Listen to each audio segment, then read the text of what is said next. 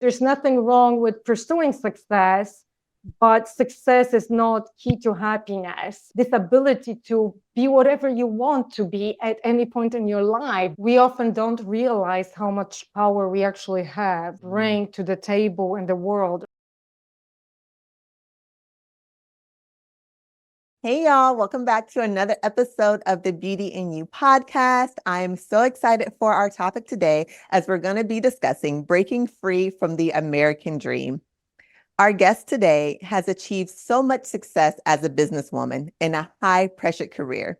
She is now an artist who finds solace in painting and creating a world full of joy. You guys have to check out her work. Welcome to the Beauty in You podcast, Kamila. How are you? Hi, Chiquita. So great to be here. I am so happy to be on this podcast. Such a pleasure. You're such a wonderful host. I saw so many podcasts of yours, and it's an honor to be here. Thanks for having me. Oh, of course. Thank you, like I said, for just giving me your time.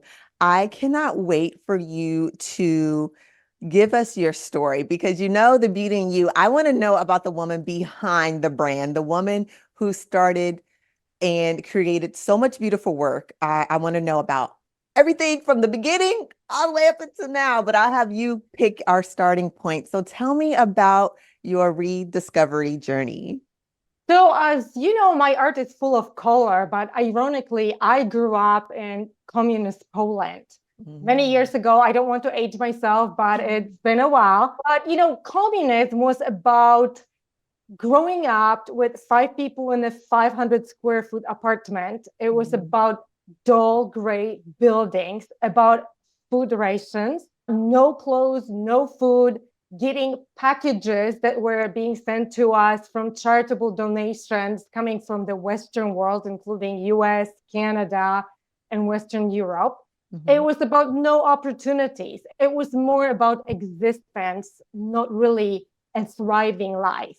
When I was a little kid, my mother was always stressed out because there was not enough money. It was a world of scarcity because unless you were part of the Communist Party, you had zero opportunities. And literally, it was just existing at bare minimum.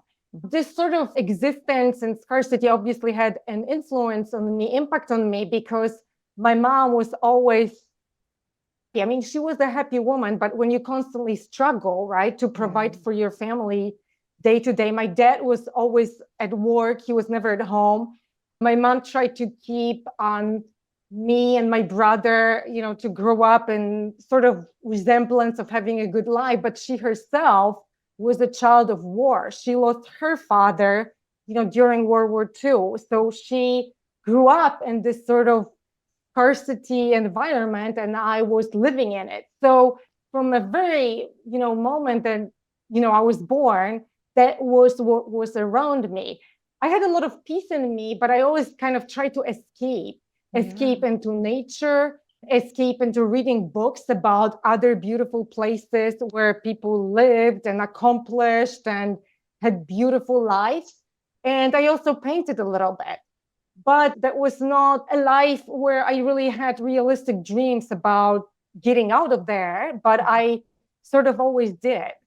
And when I went to college, as a teenager, my boyfriend in college actually went to the United States. And here's the connection that I actually have to the US military, because his story started with his visit to Germany, where he met a US military serviceman who told him about United States and that he had to go and visit. And he did. And he brought all these amazing photographs from the United States. He went from San Francisco to Florida, where I saw Key West with a beautiful fish, underwater photographs, something that I never ever experienced. And he presented the United States, America, to me as this dreamland of business and opportunity where you can succeed based on merit. And you can actually, out of nothing, create something that, what we call the American dream. American dream, yeah. And I got so obsessed about it because, at the time I left, the communism actually was collapsing. But, when it was collapsing, you still didn't know where this was going to go. It might have been like a temporary collapse. Who knows, right? And I got so obsessed about going to the United States. It was like my land of opportunity. And I actually did land in Arkansas, which had license plate, used to have, land of opportunity. So here I was, and, I was very happy, but I actually had a very strong accent. The way I looked, I was a little pretty blonde girl. And at first people thought that that's who I was. But when I opened my mouth and said hi, everybody immediately asked me where I was from. Because I always stood out. My accent is still till this day pretty heavy. And people kind of didn't know, other parts of the world. I became sort of an outcast, and I sort of became obsessed with getting successful and being successful, and started working very hard, to accomplish in different jobs that I have, where at one point in time I worked for a tech company, and my boss told me, he gave me an international territory to cover because he told me I will never, ever be successful in the United States selling, to corporations, because I had an accent. And my accent was so strong, he said, forget about it. So I always had to prove people wrong. So my next job was actually selling within the US territory. Around the time I started learning more about, I was so really obsessed with this whole idea of being wealthy and successful. I was reading about it. I was listening about it. I was working on it. I was just doing that. That was my whole life. And then from technology, I moved to the investment world, which again was very demanding, very male-driven environment, where as a woman, you always had to be better than the next guy. But it was fun, it was challenging, and I enjoyed it. But doing it for so many years, it really took a toll on my health. I was fatigued all the time because I was traveling nonstop. I was literally going from hotel to hotel, from city to city, first internationally, then in the US. I remember one time waking up in an airport and I didn't even know if it was night or day because I was in a different country. I was completely jet lagged, and that was my life. And it was very glamorous, especially when I was young. But, when you do something for 10, 15 years, 20 years, traveling like that, your body just can't take it anymore. And it's not only that, you realize that it's just more of the same. And it wasn't really a fulfilling life anymore, because I learned what I needed to learn.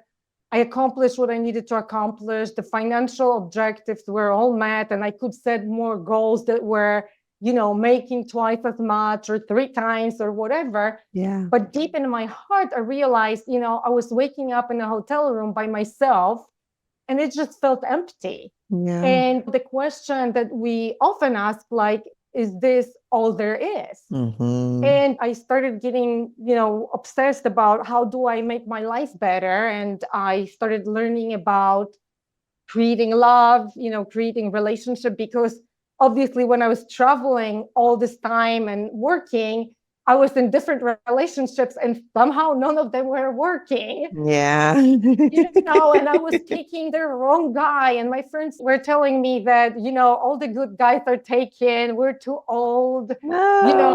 Everybody who was supposed to get married got married. And essentially, my mother, always believed in love. She always sort of had this idea. And my mom was a very strong woman, having grown up in the environment that she did, and she instilled certain beliefs in me. One of them was belief in possibility. So I learned more about it. I attended different programs to learn about relationships and creating relationship that's fulfilling, actually finding the right person for me. And, part of that was kind of come back to this sort of life that I had in midst of this communistic chaos in Poland, where I was escaping to peace, to calm, to joy and love, right? Because that's something that's really inherent in us as human beings, right? We have it. And I was able to, meet the man of my dreams and basically live that life. And I decided to leave, my career in the investment industry. And because I had already been painting, I wanted to share this good energy with other people because I realized that art is really essentially an encapsulation of energy, from the energy of the artist to the energy of the viewer through the tangible object. And when people are in different environments and they have different objects around them, these objects can either enhance their life and make them happier. They can remind them of things that matter to them. They can calm them, bring joy. That's what I wanted to share with people, because I think during my own life journey, I sort of went the whole circle, from being nowhere, but having a little bit of peace and steep in the environment that I have, to, trying to completely escape the environment, to realize that there's sort of two tracks in life. One is success, and you have to work to get there, but success itself does not give you happiness. Yes. Happiness is truly in us. And there's nothing wrong with pursuing success, but success is not key to happiness. And, happiness is in us. And that's what I do want to remind people of, and to share with people that sort of energy of, peace, calm, joy, and love. Because I think in those sort of feelings, if we're surrounded by those sort of feelings and we're bathing in them, our lives truly are better and happier, and we can still, achieve, we can be successful, but our happiness does not depend on that, if that makes sense. It makes perfect sense. And what I love about your journey is that, first of all, you went after it. You're like, I'm going to be successful. I want the American dream, and there's nothing that's going to stop me from doing that. And you did that. Like, you literally set a goal out there and you went for it. And you got there, and then you were able to say, this is great, but I'm not fulfilled. And instead of just continuing on that path, because that's a goal that you set for yourself and you accomplished that goal, you looked for ways to be fulfilled in life. And I say that is something that not very many people do. I'll say out of fear sometimes, out of the unknown of like, I've been doing this for so long. Like, if I do something else, what am I going to do? Or what if I fail? Or what does that feel like? And so I think it's important, for those that are listening, to know that you can change your mind at any time. Like, you don't have to continuously do something that makes you not happy. You have the power to create that happiness. You have the power to change your mind and to even like follow that feeling, like follow that voice inside of you that's telling you like, yes, we're doing it, but it's not what I thought it's going to be. And that's okay. I think there's joy in knowing that you're human and you felt that way and you made that change. And that's so inspiring. Like, I love that about your story. Well, thank you, Chiquita. And, to me, that is the essence of the American dream, because it's the choice of how we create our life, right? And everybody can have a different choice. Some people can care about one thing and pursue it, but you can change it, right? Because it's all up to us. There's a lot of like excitement and obviously satisfaction from achieving certain things, but that's what you just said, that we don't have to be tied to it. Also, as we grow older, we do something for a long time, what we want changes, right? And this ability, to me, this ability to be whatever you want to be at any point in your life, that's to me this American dream, truly, right? It's not what I was going for originally, but that to me is the essence of it. So that you've learned it, you've been there, you've done it. It was great when you were doing it at the beginning, but you still want to grow, right? If you already learned something and you know that continuing in that sort of situation and in this process or in this job or career, you're not growing, you're not learning anymore, right? Why do it? There's so many other opportunities.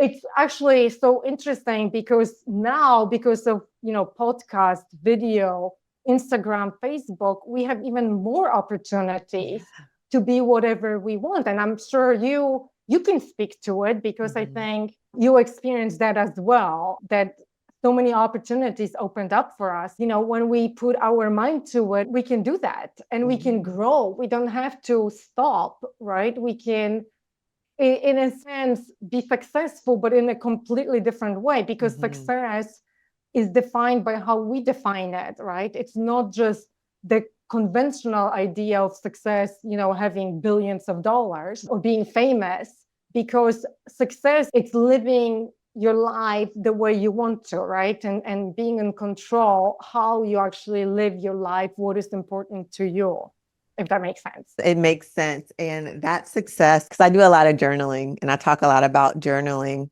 And I do have a part in my journal where I had to work on what success means to me, because I keep going. I keep pushing. As you know, I think you watched my journey. I mean, I keep pushing and I keep pushing. And I had to do some reflection to say, okay, Quita, like, what does success mean to you and where are you going?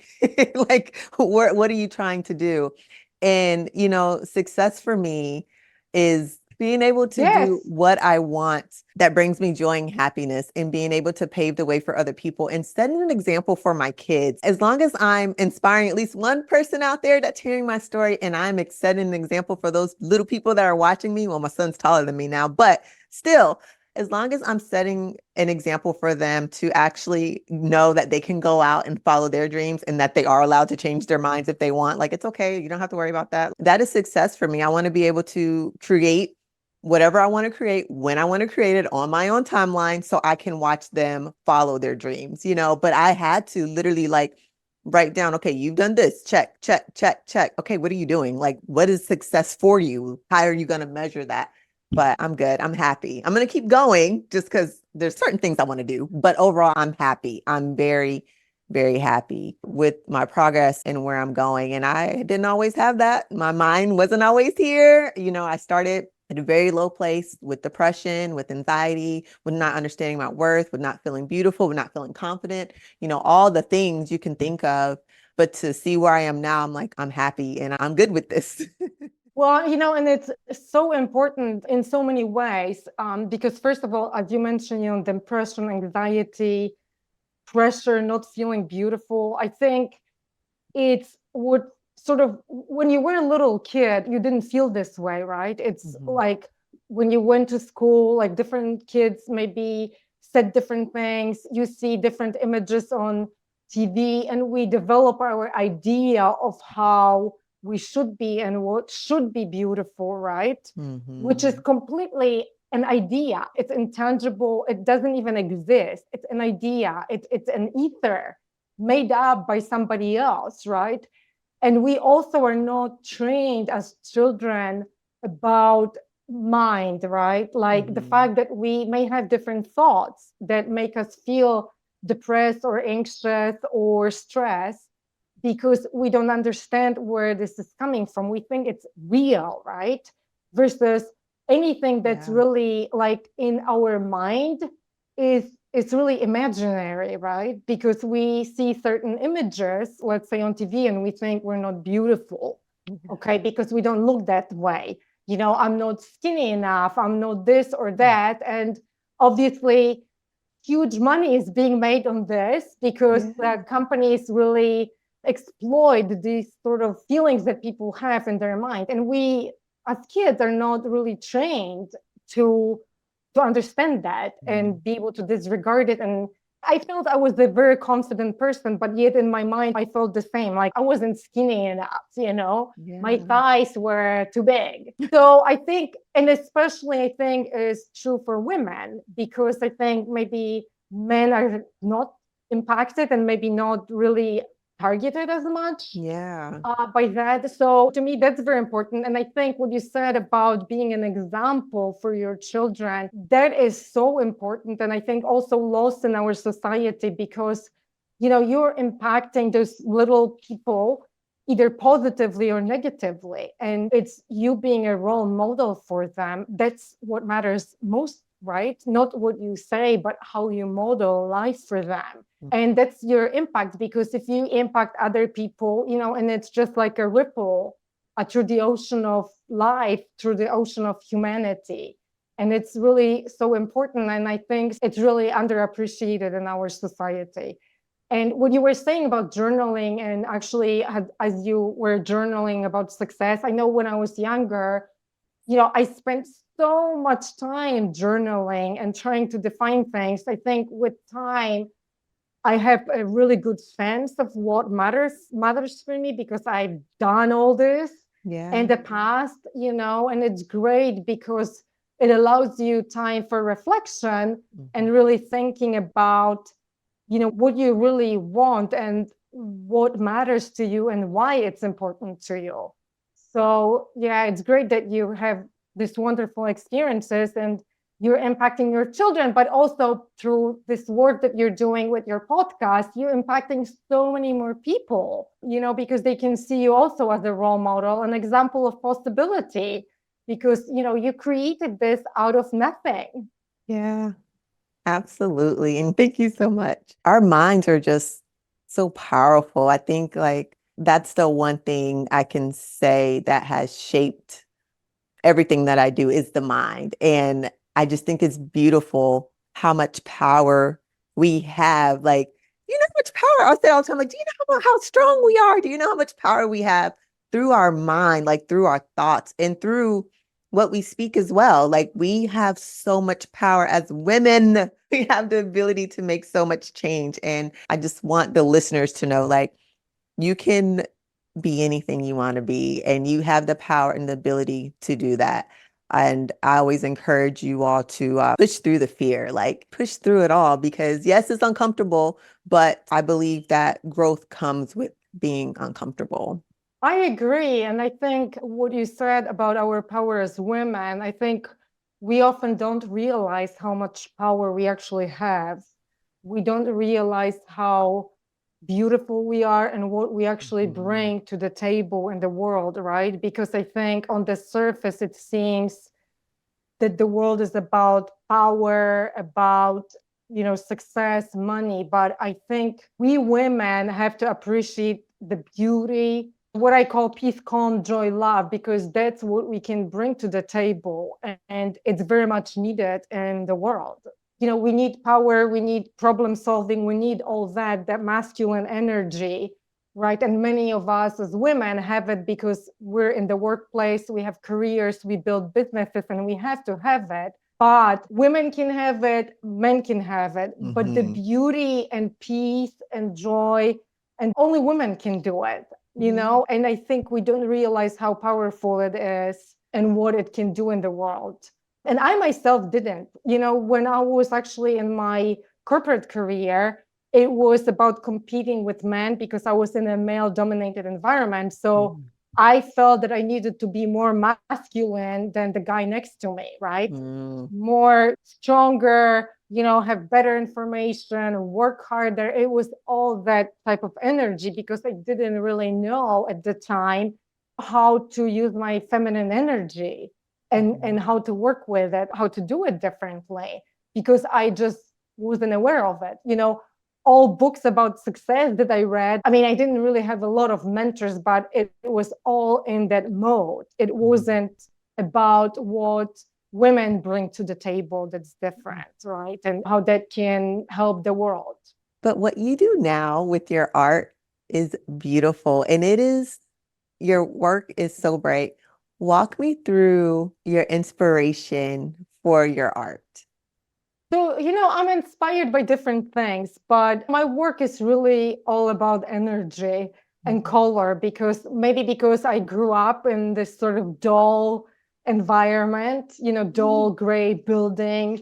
We didn't have clothes because at some point in time, even clothes were rationed. And as I told you, we were getting all these packages from charitable organizations. So it wasn't really easy to express ourselves.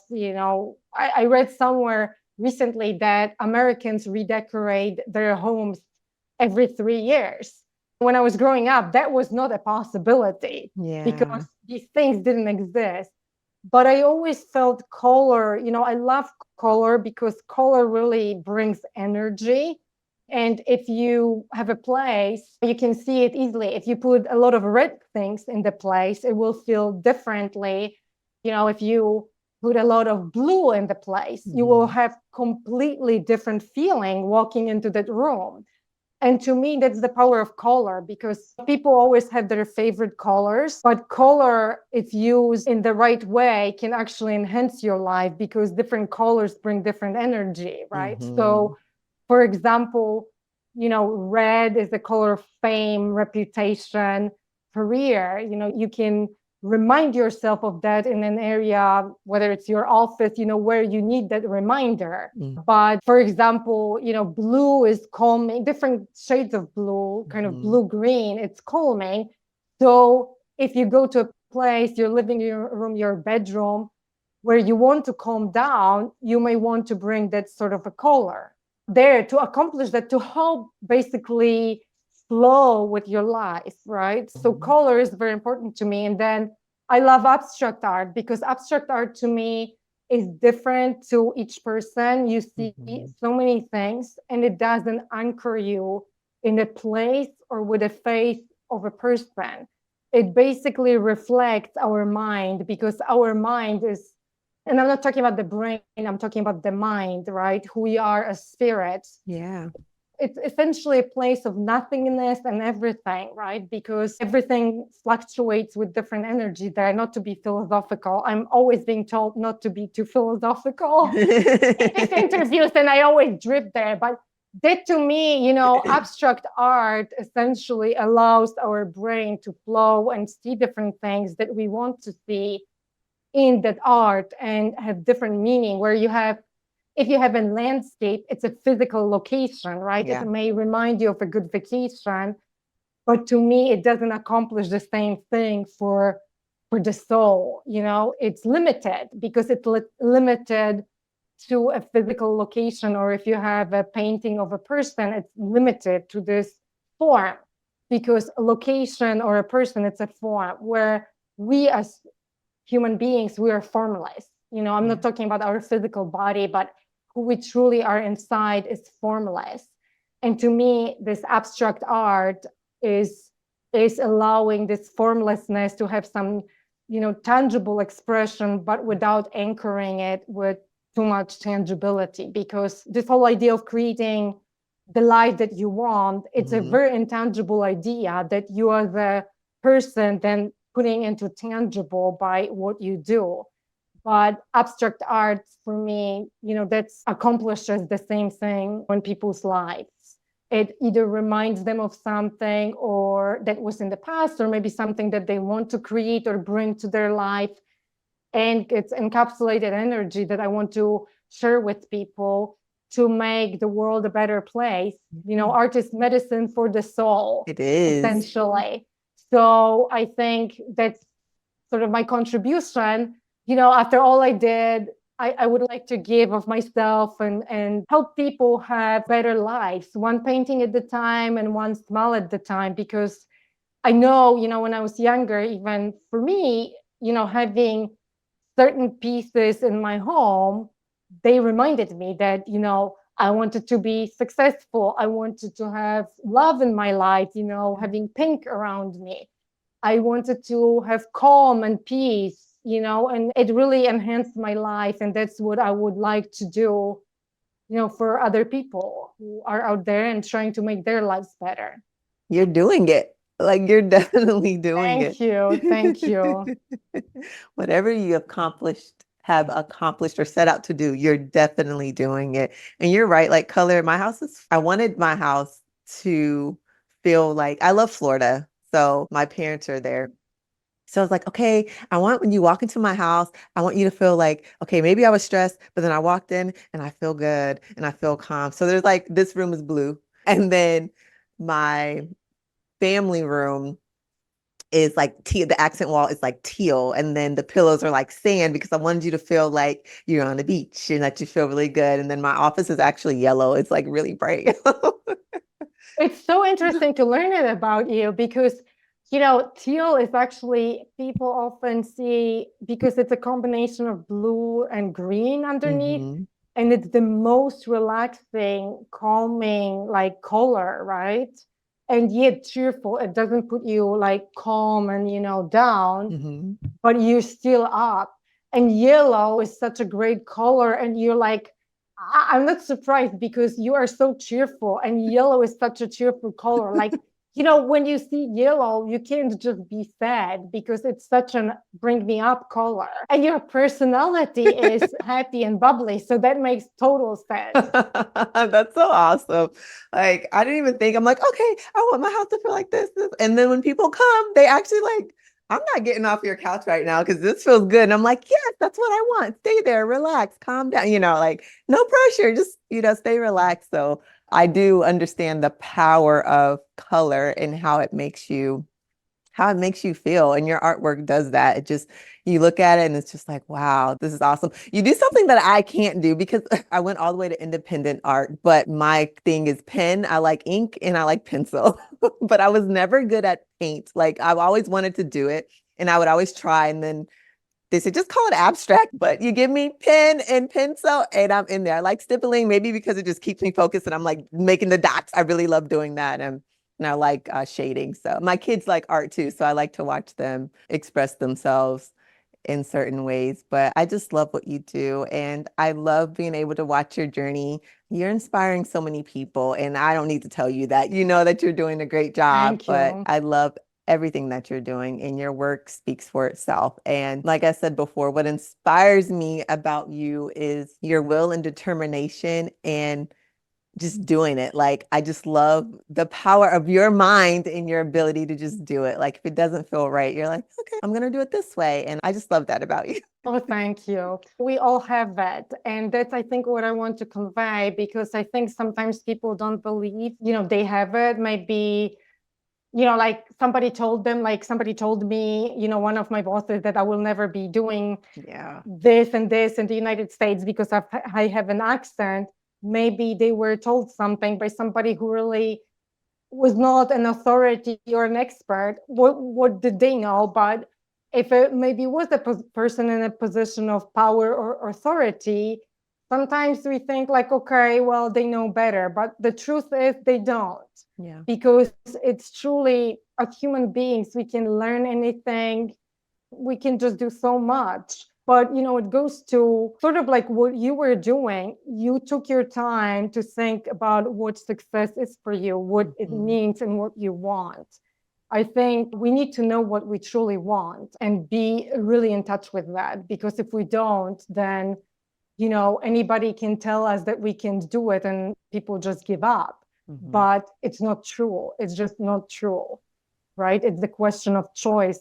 If we want to do it and if we want to do it badly enough, it's a choice, to believe what somebody's saying or not. Yes, it is a choice. And, don't allow others to project those things onto you. Like that's their problem. That is them projecting their own fears on to you. And that does happen. So yes, you need to figure out what success looks like for you.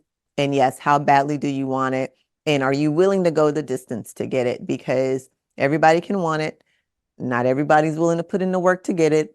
And understanding that it is a process. Like there's nothing quick, get it quick thing out there. I don't believe in it. No matter what part of the journey that you're on, it's going to take time and it's going to take trust. And that trust is within you.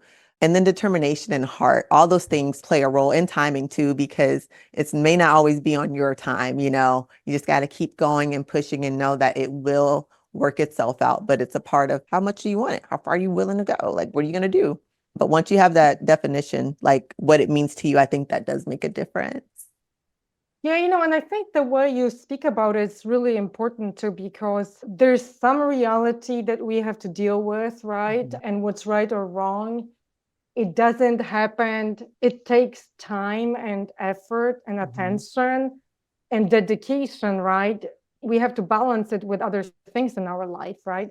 So, for example, like if you have kids, I mean, you may want to take a journey around the world, on a yacht, but it would be maybe a great adventure and something you can write about or whatever, but you can't do it right now, right? Right. Because you're raising kids. I'm not saying that you want to do a journey on a yacht, but the bottom line is that you may want to do it in 10 years when your children are grown up, and you may be preparing for it now, right? You may be saving for your yacht. You may be learning about how to sail. You don't have to do it all in one day or 1 month or 1 year, but you have a vision of what you want to do.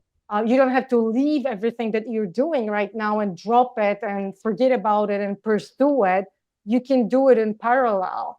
But just know that you have to remember about your vision and know what you really want. Because the other thing that I see, people sometimes hear these ideas of possibility and they leave everything, they put everything on their credit card debt, on their credit card, and create this credit card debt, because they also hear stories of people like that, but they end up being depressed because it doesn't work, right? Because they didn't see the constraints of reality and didn't have the vision and understanding of what you can do over the long run and how to do it. I think what I see that you're also trying to do is that you're trying to bring tools and this sort of reasonable vision and helping people to have choices and be successful. But one thing is you have to have an open mind and mind full of possibility, but you also have to be rooted in the ground and understand how you need to get there. And I think that's so great that